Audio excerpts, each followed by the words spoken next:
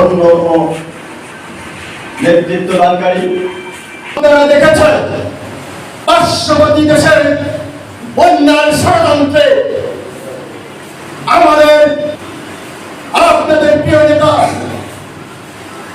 বারে ভাষা মানুষের পাশে ত্রাণ বিতরণ করতে গিয়ে এই ষড়যন্ত্রকারীদের হাতে নির্যাতিত হয়েছে, গাড়ি ভাঙচুর করেছে। এই সাহস কোথায় থেকে পাচ্ছে? এই জন্য আপনাদেরকে চোখ কান খোলা রাখতে হবে। প্রিয় বন্ধুগণ, ষড়যন্ত্রকারীদেরকে আর আগে দেওয়া হবে না। ষড়যন্ত্রকারীদের বিস্তার ভেঙে দিতে হবে।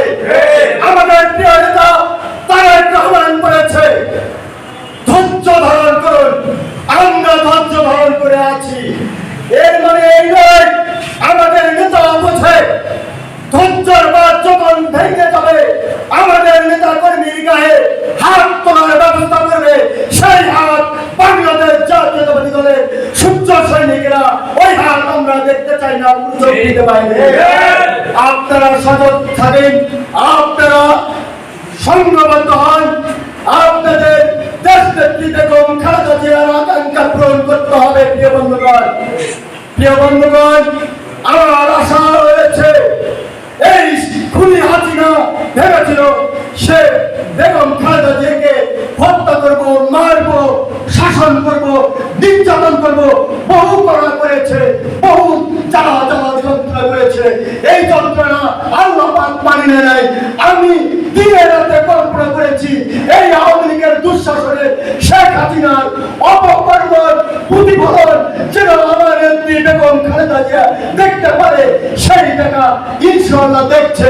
এই বাংলাদেশ থেকে শেখ হাসিনা কিভাবে পালন করে ভারতে গিয়ে বঙ্গোপসাগরে অবস্থান করছে সেটি আমরা দেখতে পাচ্ছি।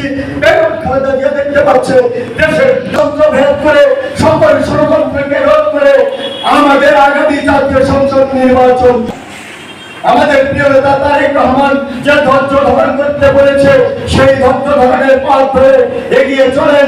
আর আমাদের সন্দিরাপুর উপজেলা পলাশবাড়ির মার্কিয় মানুষের নেতা আপনাদের সকলের সুপরিচিত অধ্যাপক ডাক্তার মাইনুল হাসান সাদিক ভাই যেভাবে আমাদেরকে সুসংগঠিত করছে, যেভাবে এই আওয়ামী লীগ সরকারের পতনের রাজপথের বলিষ্ঠ ভূমিকা দান করে এসেছিল, সেই নেতা আগামী দিনে আমরা এই সন্দিরাপুর পলাশবাড়িতে এমপি হিসেবে দেখতে চাই। তাকে